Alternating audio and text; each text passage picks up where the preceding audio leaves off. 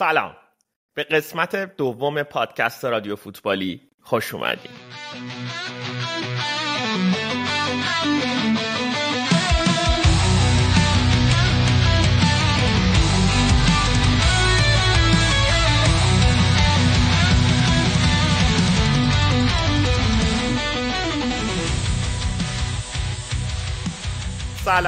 سلام مجدد به شما به قسمت دوم پادکست رادیو فوتبالی خوش اومدین. خوشحالیم که قسمت اول پادکست رادیو فوتبالی رو گوش کردین. این قسمت در تاریخ 9 فوریه 2025 21 بهمن 1403 داره ضبط میشه.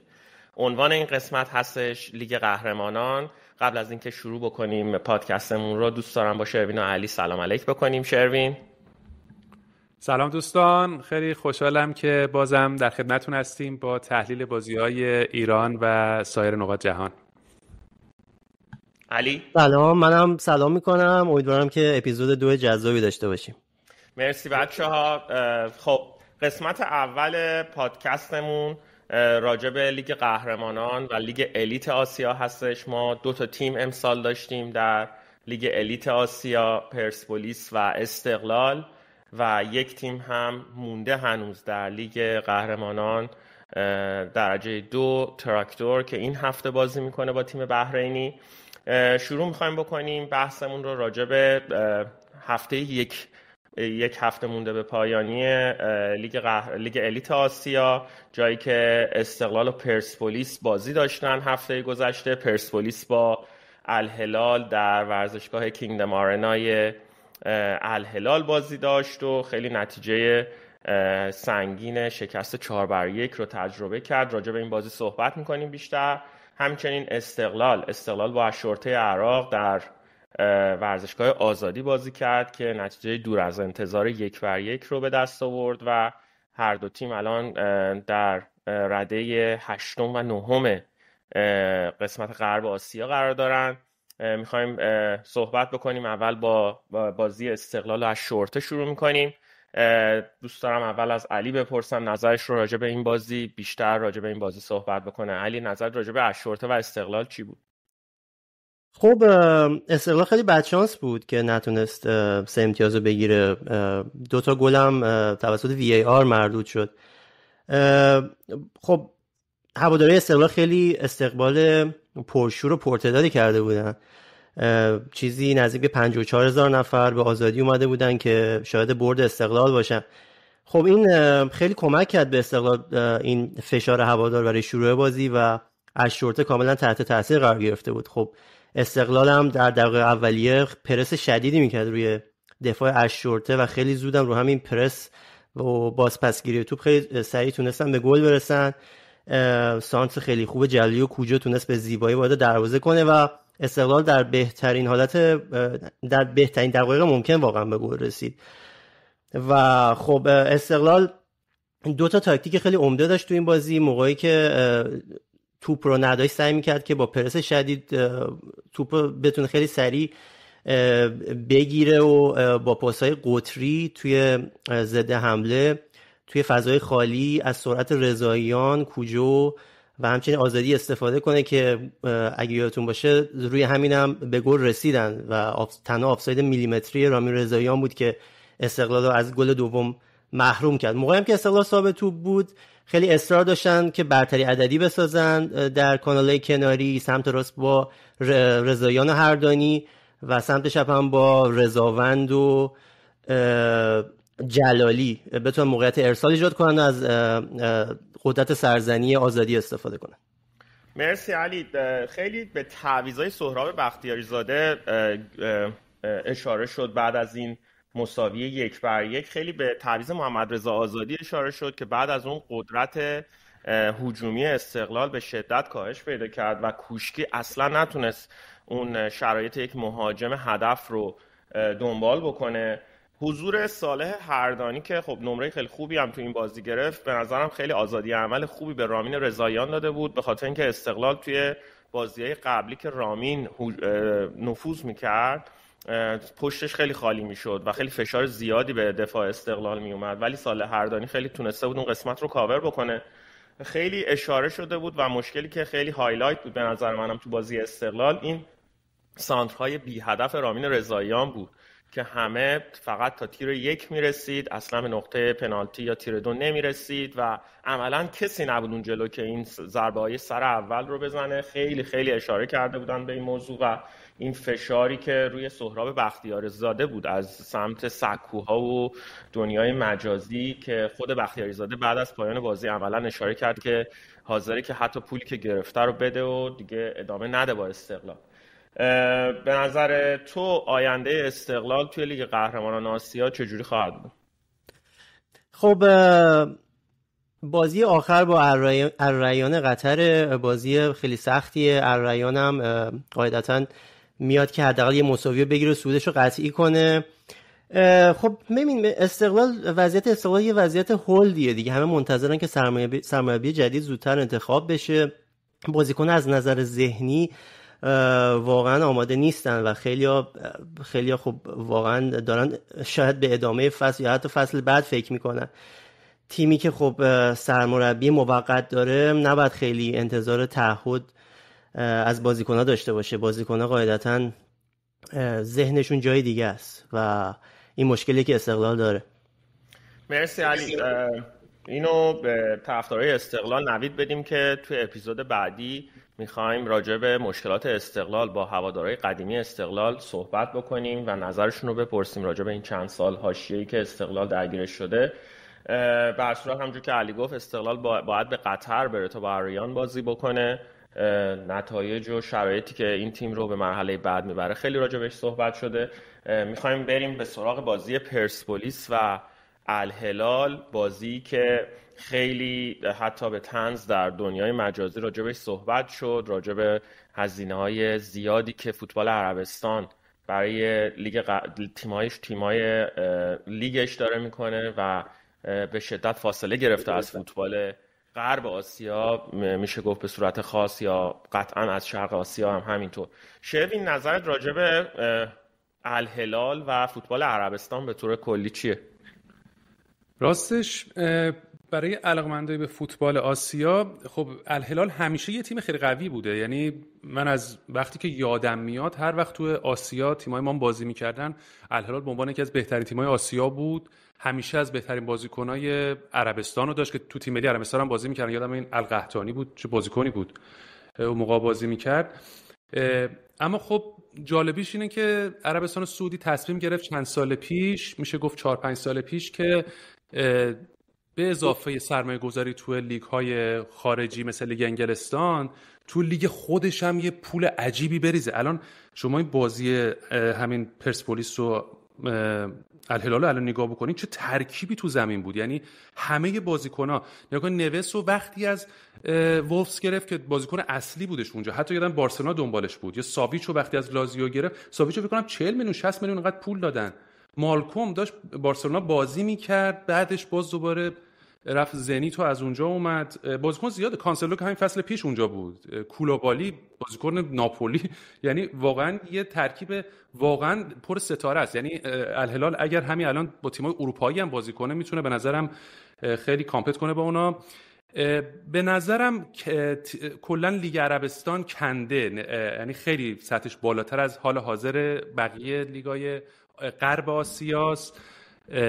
شاید فقط بشه گفت قطر میتونه با اونا یعنی رقابت بکنه. نظر شما چیه؟ مرسی شروین، مرسی. دقیقاً همینطوره. به نظرم این تیم الهلال تو لیگ قهرمانان اروپا هم بخواد بازی کنه میتونه تا مراحل بالایی بره بالا حداقل. علی بخوای به صورت کلی راجع به بازی صحبت بکنی، نظرت چیه راجع به بازی؟ خب استراتژی اولیه کارتال و ترکیب اولیه عجیب بود. خب همه از قدرت الهلال تو بیلداپ خبر داریم و این رویکرد پرسپولیس که تصمیم گرفته بود خیلی از بالا پرس کنه خیلی عجیب بود. علاوه بر اون کارتال از 2 وینگر چپ و راستی استفاده کرده بود که خیلی تعهد دفاعی نداشتن، مثل یاسین سمت چپ، و الهلال دقیقاً برای سمت چپ پرسپولیس برنامه داشت و خیلی خوب پرسپولیس آنالیز کرده بود، به طوری که وینگر راستشون لیما رو کامل میداد لب خط که میلاد محمدی باش بره و فضایی که اونجا ایجاد میشه رو با برتری عددی که روبن نویس و مالکوم و کانسلو میساختن به اون فضا حمله میکردن و گل اول و دوم دقیقاً از همینجا زدن. خب پرسپولیس نیمه دوم کارتال واقعا تعویضای موثری کرد و به اشتباه خودش پی برد. خب گبلسیانی آورد که بتونه عرض خط دفاع رو زیاد کنه دیگه، اون پرس از بالا رو گذاشتن کنار و همچنین خب وینگراش هم عوض کرد و خب تعهد دفاعی بیشتری رو شاهد بودیم از سمت وینگرها تو نیمه دوم. مرسی علی، مرسی. دقیقا همینطوره. پرسپولیس به شدت تحت فشار بود. هوادارهای پرسپولیس توی 30 دقیقه اول واقعا آرزو می‌کردن که بازی زودتر تموم بشه، به خاطر اینکه هر توپی که میومد روی دروازه پرسپولیس بوی گل میداد و چقدر سالمت دوساری الان آماده است. به نظرم به حق بهترین بازیکن حال حاضر فوتبال آسیاست و کنار این بازیکن‌های خیلی خوب و درجه یک داره رشد میکنه. حضور کارتال و تعویضایی که کرد بین نیمه به نظر نشون داد که مربیه که میتونه در لحظه تصمیمای درستی بگیره و اگر آنالیز اشتباهی از تیم حریف یا تیم خودش داره سریع بتونه اونو تیم خودش رو ترمیم بکنه. در کل پرسپولیس خیلی بد بود تو این بازی و فاصله فوتبال باشگاهی ایران و عربستان خیلی نمود پیدا کرد تو این بازی. پرسپولیس هفته آخر باید در ورزشگاه آزادی با النصر بازی کنه. النصر که مشخص نیست هنوز آیا رونالدو رو به تهران خواهد آورد یا نه، آیا رونالدو به خاطر قرمه سبزی دوباره به تهران سفر خواهد کرد یا نه، ولی باید منتظر بمونیم. پرسپولیس در صورتی که ببره اون بازی رو با حضور هوادارش میتونه به مرحله بعد بره فارغ از نتایج دیگه تیم ها و در کل امیدواریم که هر دو تیم پرسپولیس و استقلال بتونن از این مرحله عبور کنن. البته که در مرحله بعد قطعاً الهلال و النصر و الاهلی، این سه تیم که سه تیم اول منطقه غرب هستن، دوباره به پرسپولیس استقلال خواهند خورد، ولی امیدواریم که حداقل این مرحله رو هم برن بالا تا بتونن از مزایای مالی که AFC برای تیم‌های صعود کننده در نظر گرفته استفاده کنن. میخوایم این قسمت اول فوتبال لیگ الیت آسیا رو تموم بکنیم، یه استراحت کوتاهی میکنیم، برمیگردیم راجع به لیگ برتر ایران بیشتر صحبت میکنیم.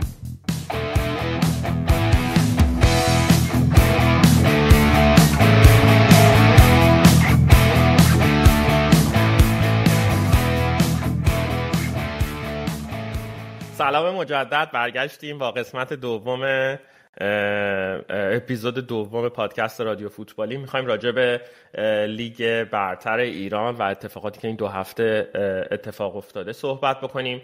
خب تو لیگمون الان تراکتور و سپاهان با اختلاف 1 امتیاز بعد از 19 تا بازی با 41 و 40 امتیاز اول و دومن و پرسپولیس یه برد خیلی مهم رو به دست آورد. گلگوهری که خیلی سخت میبازه و تو 7 بازی اخیرش نباخته بود و تارتار تیم خیلی خوبی رو آماده کرده، تونستن با تک گل سردار دورسون پشت سر بگذارن، 37 امتیازی بشن و با 4 امتیاز اختلاف نسبت به صدر به نظر میرسه که با گذشتن از فولاد تونستن خودشون رو به تراکتور سپاهان نزدیک بکنن. میخوایم اول راجع به 2 تا تیم اول تراکتور سپاهان بیشتر صحبت بکنیم و شرایطی که این 2 هفته سپری کردن. علی نظر راجع به تراکتور سپاهان چیه؟ بعد من راجع به پرسپولیس بیشتر صحبت میکنم. خب از تراکتور سرنشین شروع میکنیم. تراکتور بعد از باختش به پرسپولیس تو بهترین مقطع ممکن به پدیده خورد و تونست با یه برد پرگل و روحیه بخش دوباره به ریل قهرمانی برگرده. بعد از اون با ذوبا هم بازی داشتن که توی بازی که تراکتور نتونست موقعیت گل چندانی ایجاد کنه، با خوششانسی موفق شد که دقیقه 90 توسط خرید جدیدش دروژدک بتونه به گل برتری و 3 امتیازی برسه. 3 امتیاز خیلی مهم برای تراکتور در مسیر قهرمانی. سپاهان 2 تا بازی متوالی مساوی کرد. بازی اول جلوی شمس آذر که حتی میتونم بگم سپاهان خوششانس بود که با 1 امتیاز اومد بیرون. بازی که شمس آذر به خوبی تونست با بازی مستقیم سپاهان رو که حذباوی رو نداشت و در عمق دفاع آسیب پذیر شده بود و تحت تاثیر قرار بده. گل دوم شمس آذر توسط VAR رد شد که خیلی جنجالی بود. خب تصاویر تلویزیونی بی‌کیفیت واقعا نمیتونستن نشون بدن که خطای هندی به وجود اومده و دوباره این صحنه به ما نشون داد که چقدر داشتن تصاویر با کیفیت تلویزیونی مهمه برای استفاده بهینه از VAR. در بازی بعدی سپاهان جلوی ملوان قرار گرفت. خب سپاهان خیلی زود تونست با پرس شدید روی دفاع ملوان به گل برسه و خیلی امیدوار شد به کسب 3 امتیاز، اما در ادامه در نیمه دوم ورق بازی برگشت و مازیار زاره با تعویضای خوبش تونست ورق بازی رو برگردونه و ملوان با بازی مستقیم تونست دوباره به عمق دفاع سپاهان ضربه بزنه و فکر می‌کنم افسرده بود که تونست گل مساوی بزنه.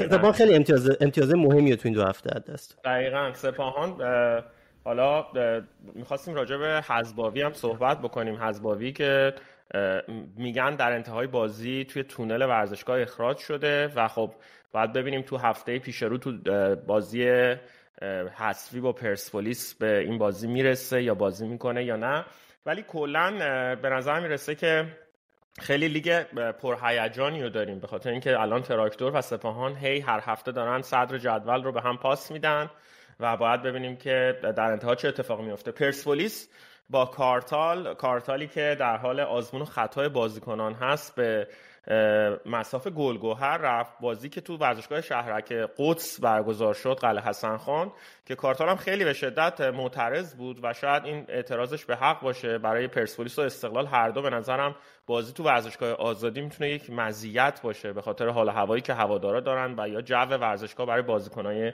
تیم حریف. کارتال شروع کرد بازی رو، میلاد محمدی رو جاشو با فرشاد احمدزاده عوض کرده بود، تعویض خیلی عجیبی داخل تیم انجام داده بود که همون ابتدای بازی 20-25 دقیقه اول سریع تیم رو برگردون. به نظر میرسه خامبان به عنوان تنها آنالیزوری که از ترکیب مربیگری قبلی پرسپولیس باقی مونده اونجوری که باید اطلاعات لازم رو به تیم کارتال نمیده و اگه نگاه کنین میبینین که آنالیزور ترک کارتال قشنگ داره در گوشی باش صحبت میکنه که به نظر میرسه لاین اپ اشتباهیه و پرسپولیس عملاً اون در حقیقت نیمه اول رو کامل از دست داده بود. علی نظرت چیه تو؟ من کاملا باهات موافقم. آزمون خطاهایی که از کارتال میبینیم دقیقاً همون شبیه آزمون خطایی که گاریدو داشت انجام میداد و انگار اصلا هیچ انتقال دانشی توسط آنالیزور قبلی یعنی آقای خامبان واقعا صورت نگرفته به تیم کارتال. من کاملا باهات موافقم. مرسی علی، دقیقا همینطوره و خب اون نیمه دوم پرسپولیس خیلی بهتر بود، خیلی بهتر بازی کرد و چقدر این مهاجم جدید پرسپولیس سردار دورسون مهاجم خوب و درجه یکی مشخصه که تو فوتبال اروپا رشد پیدا کرده با تک ضرب پاسایی که میده و به نظر میرسه برای هواداری پرسپولیس یاد یورگن لوکادیا رو داره زنده میکنه، بازیکنی که میتونست خیلی سریع و از تک موقعیت‌ها استفاده کنه و گل پیروزی بخشو بزنه. نظر تو چیه علی؟ خب کاملا موافقم باهات راجع به سردار دورسون و یه مزیتی هم که نسبت به لوکادیو داره این که دورسون خیلی تعهد دفاعی بیشتری داره و موقعی که پرسپولیس توپ نداره خیلی خوب فشار و پرس میذاره روی دفاع حریف.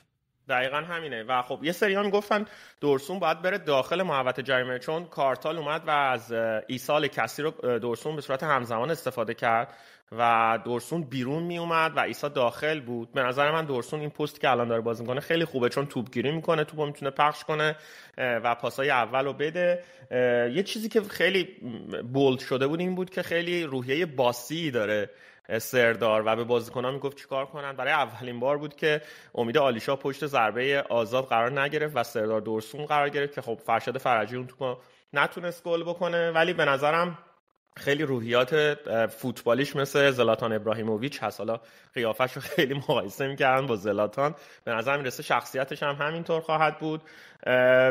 چیزی که وجود داره اینه که سروش تو این بازی خیلی خوب بازی کرد. سروش رفیعی که خیلی تحت فشاره توی دنیای مجازی تو این بازی خیلی خوب بود. کماکان پرسپولیس مشکل ضربات کرنر و ضربات ارسالی رو داره. به نظر به گندوز اشاره شده که دیگه نیاد بیرون و مربی گلرای جدید پرسپولیس که با کارتال اومده بهش گفته که روی خط باید بمونه چون ما تیم پرسپولیس مشکل داره روی ضربات آزاد و اینم خیلی به نظرم بولد بود. یه نکته مهم دیگه که راجع به پرسپولیس میشه گفت این حضور مرتضی پورعلی گنجی و تعویضش بود که به نظر میرسه این تعویض زیادتر اتفاق خواهد افتاد برای پست 6 به خاطر اینکه سرای اول رو میتونه مرتضی بزنه کنار خدابندلو و سروش. شاید مرتضی پورعلی گنجی برگرده به پستی که اصلا به فوتبال ایران در نفت تهران معرفی شد. نظر تو چیه علی؟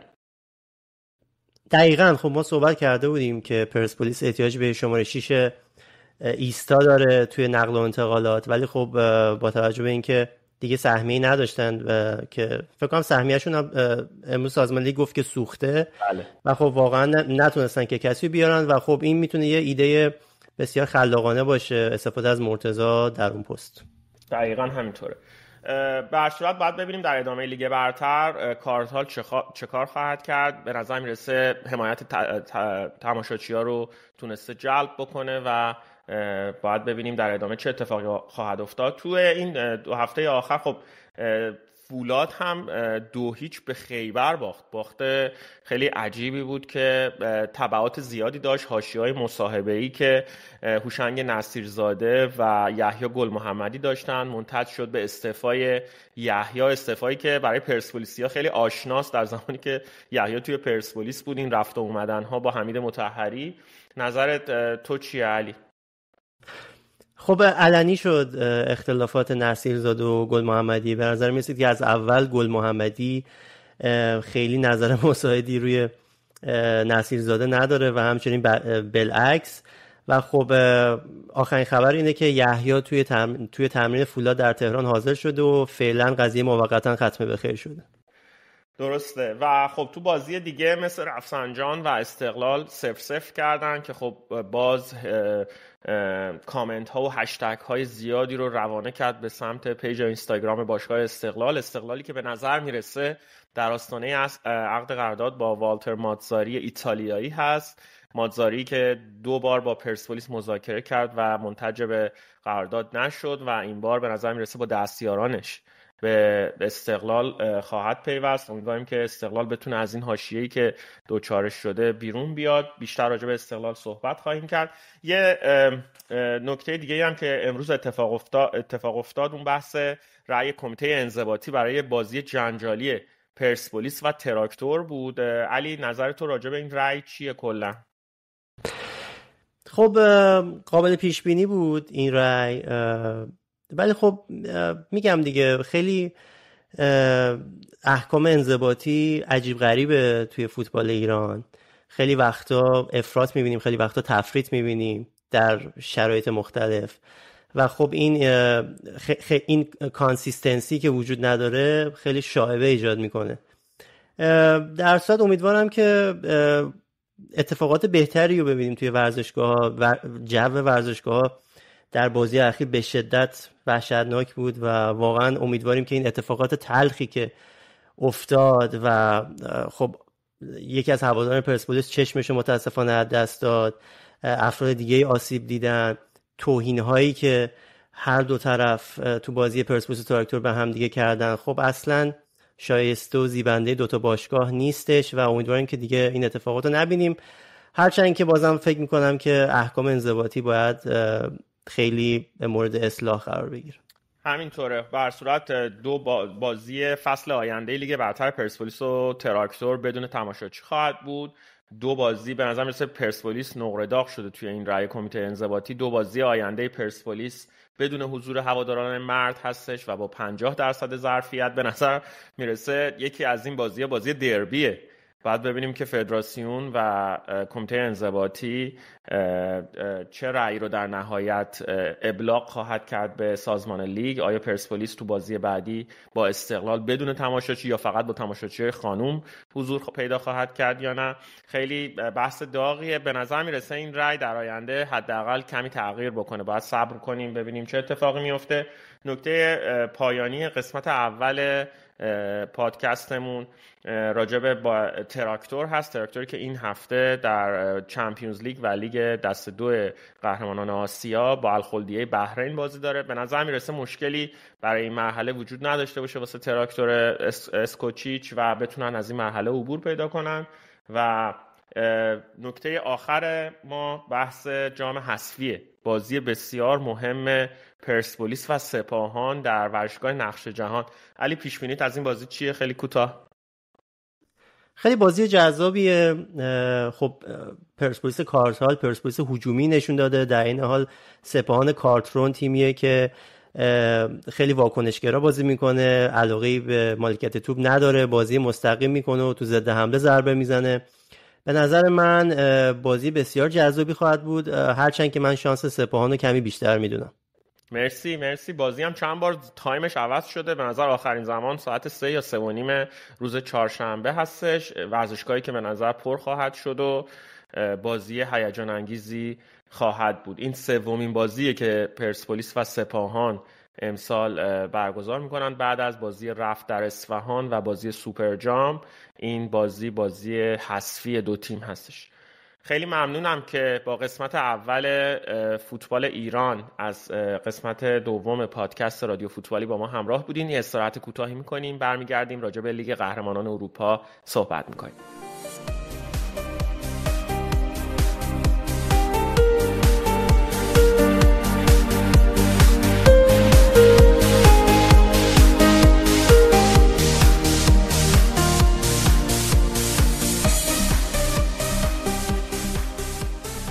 سلام مجدد به بخش دوم اپیزود دوم پادکست رادیو فوتبالی که در رابطه با لیگ قهرمانان اروپا هست خوش اومدین. تو این قسمت میخوایم لیگ قهرمانان اروپا و فرمت جدیدی که امسال متفاوت از سالهای گذشته اتفاق افتاده رو بیشتر بررسی کنیم. راجع به تیم‌های صعود کرده، تیم‌هایی که به مرحله حذفی رفتن و تیم‌هایی که حذف شدن بیشتر صحبت بکنیم. شروین، نظرت راجع به فرمت جدید لیگ قهرمانان اروپا چیه؟ راستش به نظرم جذابه. اتفاقا خیلی‌ها دارن درباره‌اش تو خیلی رسانه‌های مختلف صحبت میکنن درباره فرمت جدید. همونطور که میدونید این جواب یوفا بود به نظریه سوپرلیگ فرنتینو پرز، چون اگه یادتون باشه پرز یه نظریه داشتش که دیگه فوتبال برای بقیه تیم‌های اروپایی غیر از پریمیر لیگ اونقدر پول توش نیست. یه نظریه داشت که بیاین تیم‌های الیت رو جمع کنیم، یه فرمتی شبیه NBA درست بکنیم که هیچ تیمی قرار نیست از این لیگ بیفته، همه تو این تیم خواهند بود، اما عوضش همه تیمای الیت پرطرفدار که طرفدارا بتونن هر هفته بازی‌های جذاب ببینن. یعنی مثلا شما هر هفته رئال مادرید رو ببینی مثلا با میلان بازی میکنه، بارسا رو ببینی مثلا با من یونایتد داره بازی میکنه.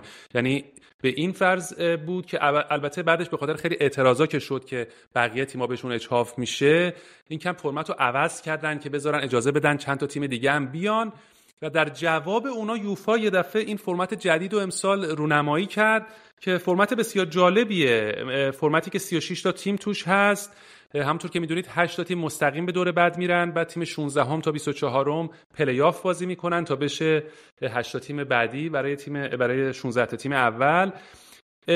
یه سری فرق‌ها داره این فرمت جدید. به نظرم یکی از مهمتریناش تعداد بازی هاست که صدای خیلی از مربی‌ها و بازیکن‌ها رو در آورده. در فرمت قبلی تو گروهی یادتون باشه 6 تا بازی انجام میشد، اما الان در این مرحله 8 تا بازی برگزار میشه به اضافه 2 تا بازی پلی آف. یعنی تیمایی که جزو 8 تیم نباشن باید 10 تا بازی بکنن که این صدای خیلی‌ها رو در آورده، از جمله کارلو آنجلوتی که همین 2 هفته پیش درباره‌اش صحبت کرد که میدونید واقعا دارن از این بازیکن‌ها کار میکشن. یعنی به نظر میاد تیم‌ها باید همون روندی رو برن که چلسی رفت، یعنی باید یه اسکواد 40-50 بازیکنی بگیرن تا بتونن همه این لیگا رو بازی کنن، چون بازی‌ها در سال خیلی زیاد شده. حالا که از بعدیش گفتیم، یکی از خوبیاش هم بخوام بگم که خیلی جالبه، شاید خیلی‌ها بخوام بدونن، درباره درآمدهاست. درآمدهای این فرمت جدید بسیار بالاتر از درآمدهای فرمت قبلیه، تا حدی که من داشتم میخوندم چند روز پیش توی یکی از همین روزنامه‌ها که در بحث درآمد بارسلونا بود که میگفت درآمدی که بارسلونا امسال داشته در همین دوره اول گروهی بیشتر از درآمدی بوده که رئال مادرید از UCL داشته سال پیش که قهرمان شد. که خیلی عجیبه چقدر این درآمدها زیادتر شده. یکی دیگه از خوبیاش هم به نظرم اینه که بازی‌ها غیر مهم دیگه نیست. یادتون باشه تو فرمت گروهی خب از اول شما گروه رو میدیدید معلوم بود کیا قراره صعود کنن و یکی دو تا بازی آخر دیگه هیچ کس نگاه نمی‌کرد، چون معلوم بود که صعود می‌کنن. اون الکی بود برای اینکه کی میره لیگ یورو بازی کنه و اینا. الان اگه امسال دقت کرده باشید تا روز آخر همه بازی‌ها مهم بود، یعنی بازی روز آخر هم همه داشتن میدیدن کی جزو 8 هست کی جزو 8 نیست. به نظرم این خیلی جالب بود. چند تا تیم پدیده داشتیم به نظرم امسال که خیلی میتونیم به نظرم در موردشون صحبت کنیم. مرسی شروین. همونجور که شروین بیشتر گفت، فرمت جدید لیگ قهرمانان اروپا خیلی جالب و هیجان انگیز بود. 8 تیم اول 3 تا تیم از لیگ برتر انگلیس، لیورپول، آرسنال و استون ویلایی که همراه با لیل از فرانسه جزو پدیده‌های 8 تیم اول لیگ قهرمانان امسال بودن که مستقیم صعود کردن. حضور آرسنال هم با در حقیقت به عنوان تیم سوم یکی از نکات مهم لیگ قهرمانان امسال بود. بارسلونا و اتلتیکو مادرید در غیاب رئال مادریدی که به دور حذفی رفته، تیم‌های صعود کننده از اسپانیا هستن. اینتر اینزاگی 4م شد و بایر لورکوزن از آلمان در غیاب بایر مونیخ جزو 8 تیم اول قرار گرفت.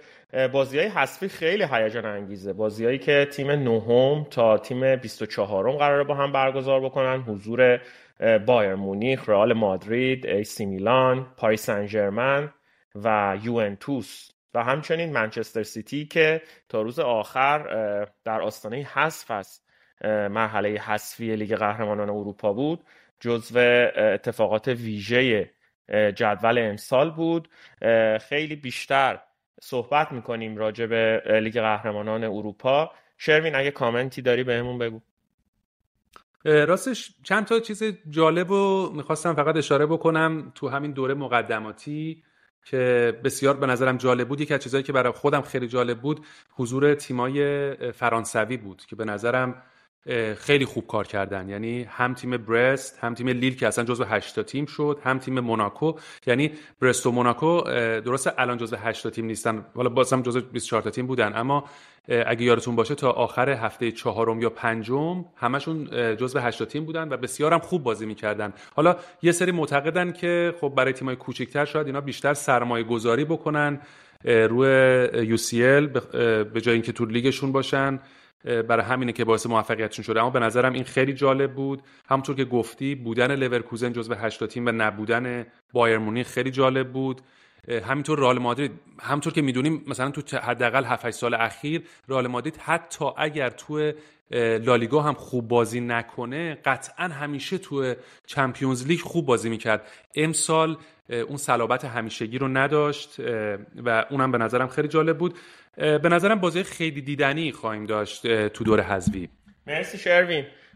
اون تیم از تیم 25 تا 36 هم نگاه کنیم، فکر کنم هر فوتبال دوست حرفه‌ای بخواد انتخاب کنه تیمایی که واقعا به دور حذفی هم نمیرن، انتخابشون سخت نیستش. به خصوص تیم 35 و تیم 36 هم که هر 8 تا بازی خودشون رو باختن و با تفاضل گل -20 و -21 خداحافظی کردن با لیگ قهرمانان.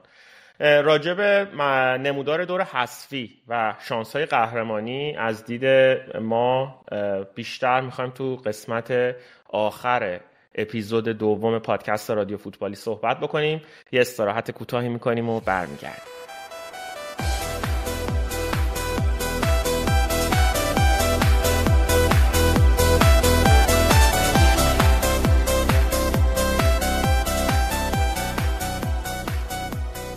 خب رسیدیم به قسمت پایانی اپیزود دوم پادکست رادیو فوتبالی با عنوان لیگ قهرمانان. راجع به لیگ قهرمانان اروپا صحبت کردیم.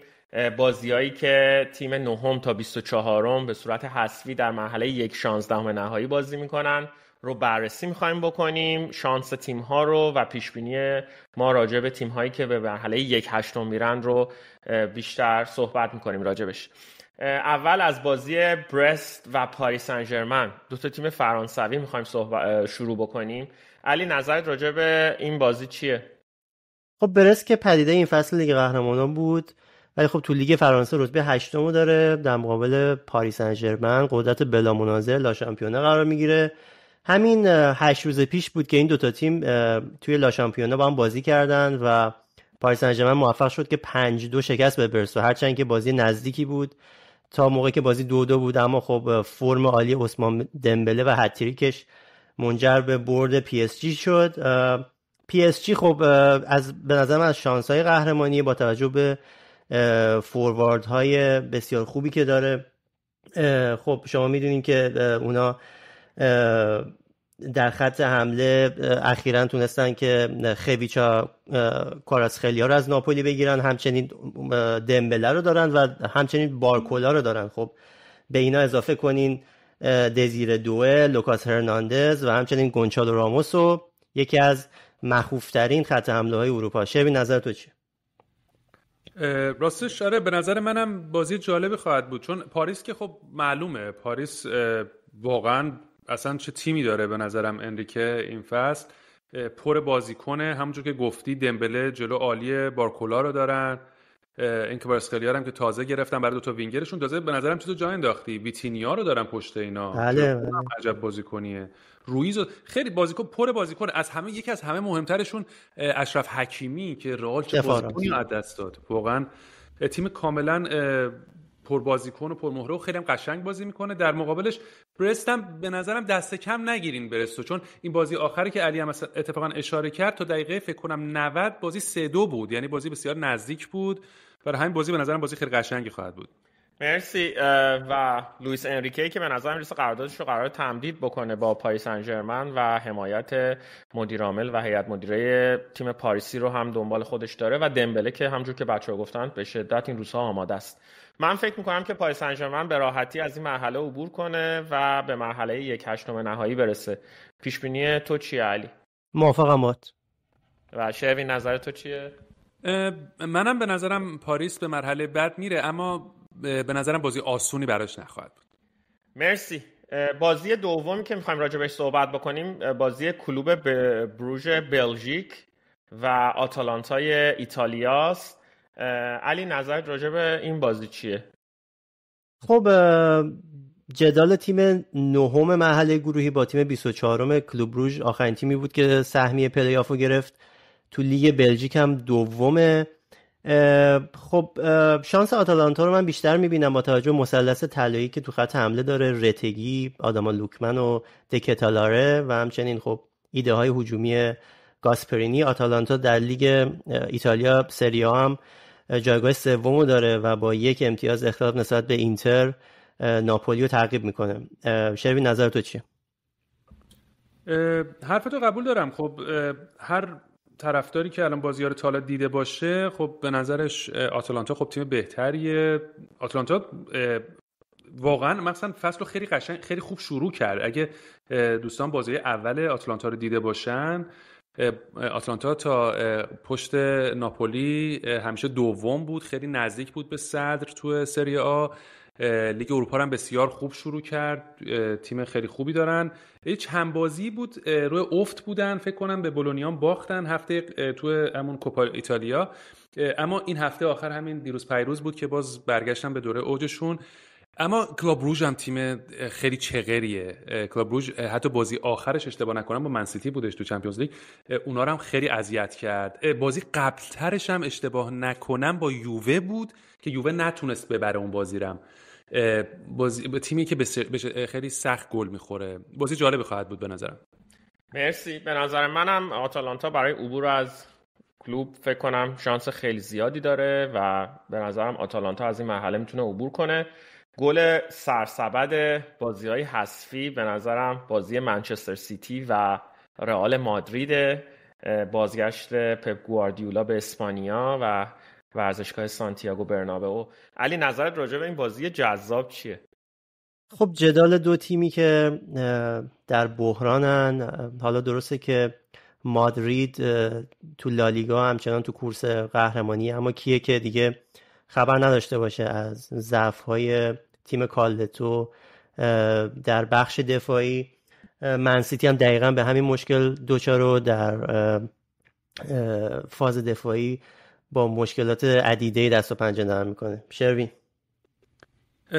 آره، بازی که این مهمترین بازی این مرحله از چمپیونز لیگ خواهد بود. بازی دو تا تیمی که فکر میکنم تو برنامه قبل درباره‌اش صحبت کردیم، اگه الان اول فصل بود فکر می‌کردیم همین دو تیم فینال رو بازی خواهند کرد امسال.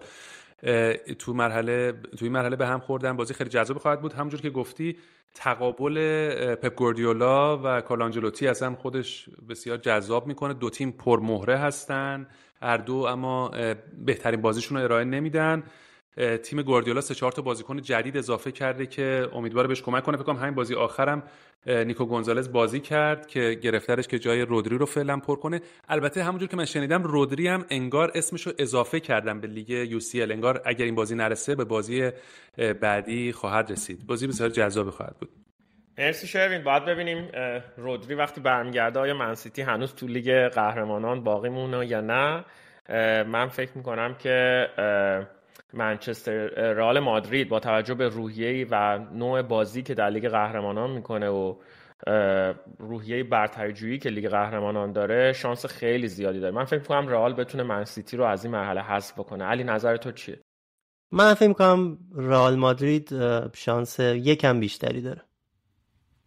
دقیقاً منم فکر میکنم یک کم بیشتر داره، اما اگر منسیتی بره بالا هم تعجب نمیکنم. اما همونجور که امین گفت معمولا رئال مادرید تو چمپیونز لیگ یه تیم دیگه است. مرسی شروین.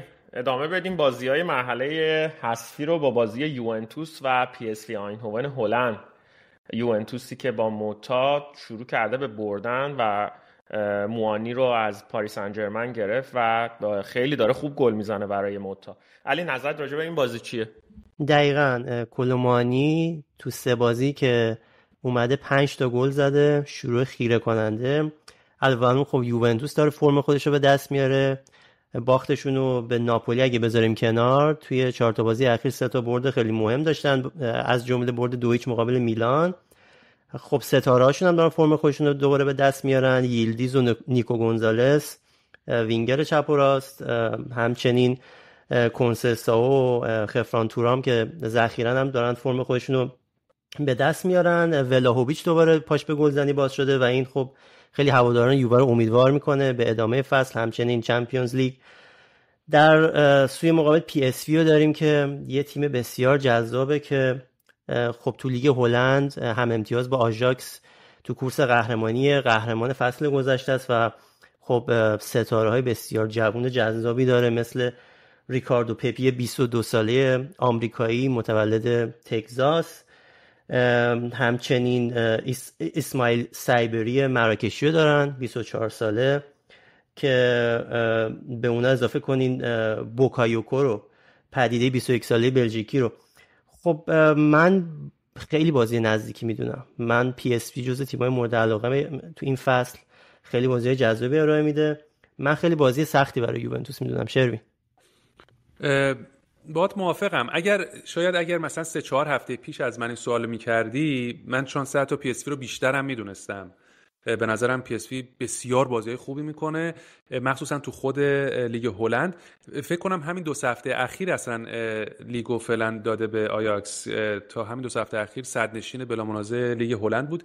خیلی تیم خوبیه. همونجور که گفتی یووه هم بعد از نقل و انتقالات زمستانی یکم برگشته، وگرنه هنوز تو سری آ وضع خوبی نداره. الان فکر کنم 5م 6م بعد باشه.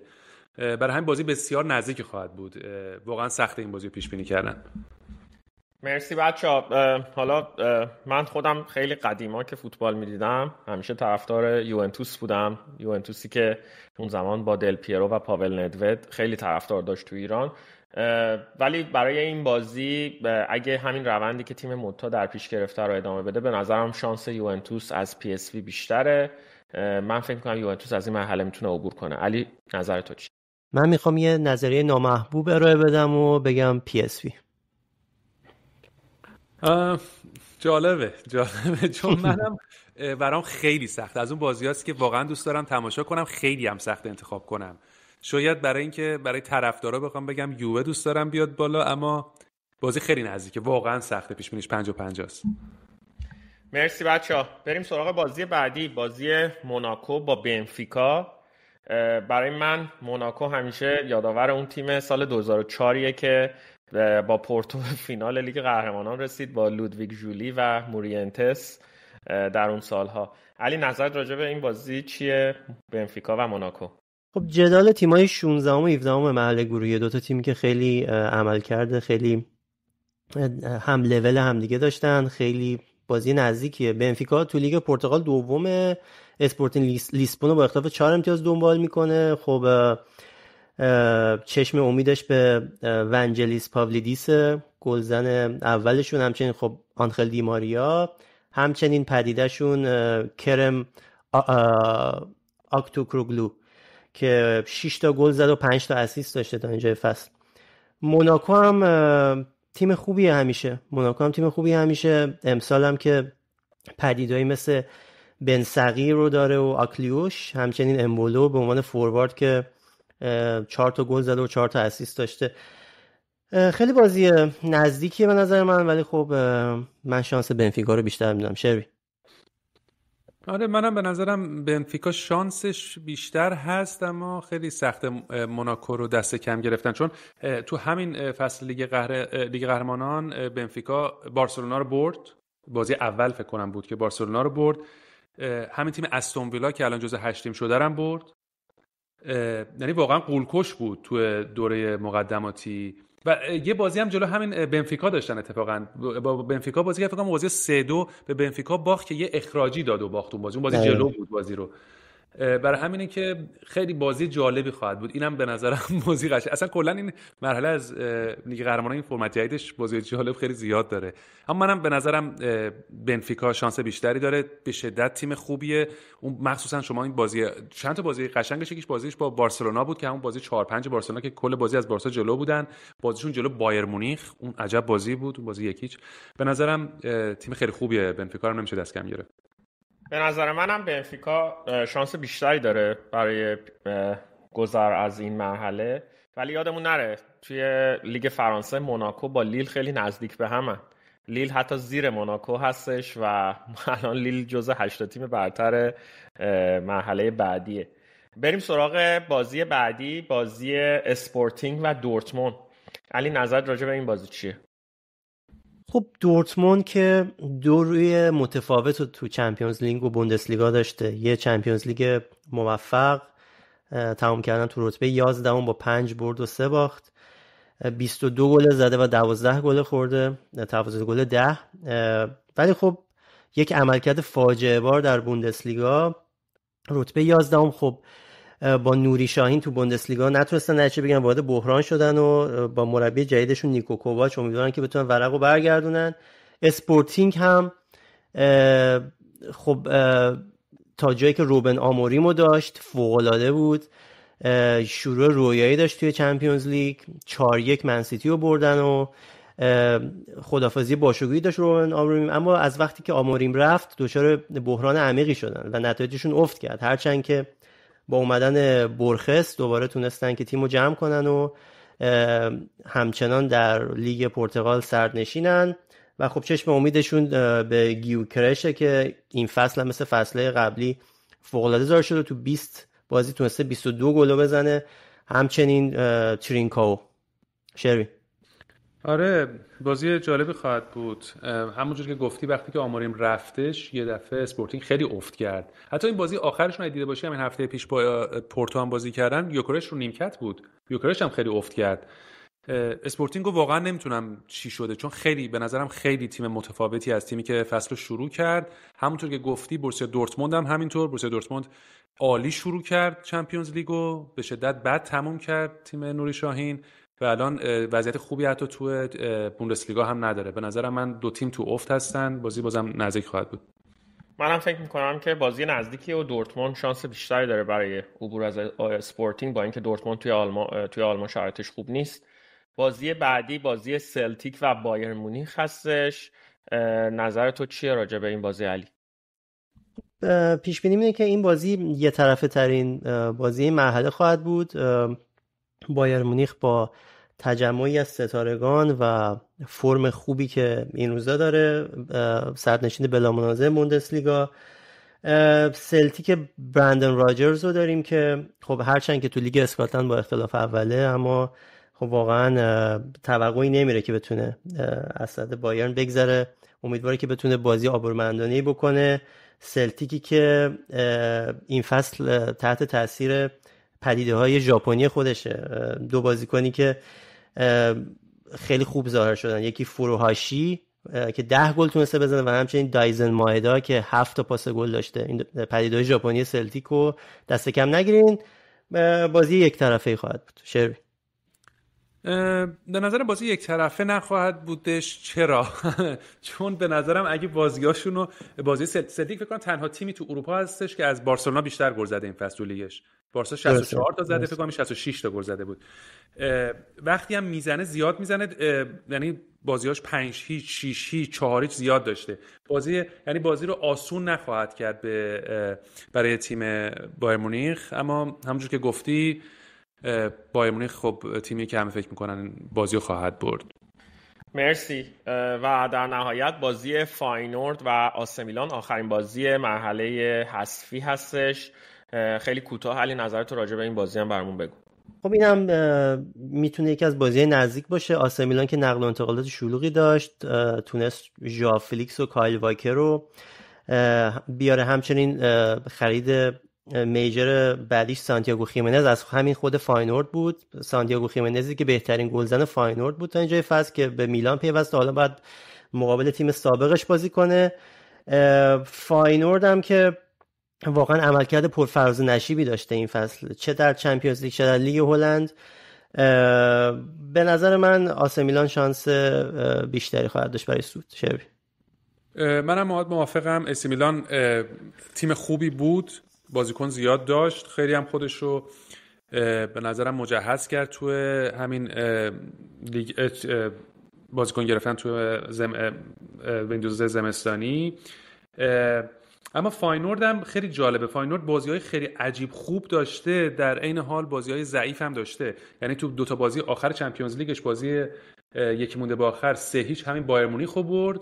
بعد تو بازی آخرش بکنم 6 تا خورد از لیل. 6 تا از لیل خورده. دقیقاً. اینه که بستگی داره کدوم فاینورد رو ببینیم. اما یکی از بازیکنان خوبش هم تو همین پنجره زمستانی از دست داده. باز هم به نظرم میلان خیلی شانس بیشتری داره. به نظرم تیم خوبی خواهد بود میلان این فصل چمپیونز لیگ. من موافقم. به نظر میرسه که میلان با کنسیساو بتونه از این مرحله عبور کنه و به مرحله بعدی بره. این بازی‌های مرحله حذفی بود. این هفته و هفته آینده لیگ اروپا بسیار داغ خواهد بود و ما در اپیزود بعدی به صورت کوتاه راجع به تیم‌هایی که صعود می‌کنن از این مرحله صحبت خواهیم کرد. با این بحث و این صحبت اپیزود دوم پادکست رادیو فوتبالی رو میخوایم ببندیم. ممنونیم که ما رو گوش میدین و به دوستانتون معرفی میکنین. ما رو در اسپاتیفای، تلگرام و چنل اینستاگرام و یوتیوب دنبال کنید. منتظر نظراتتون هستیم. متشکرم.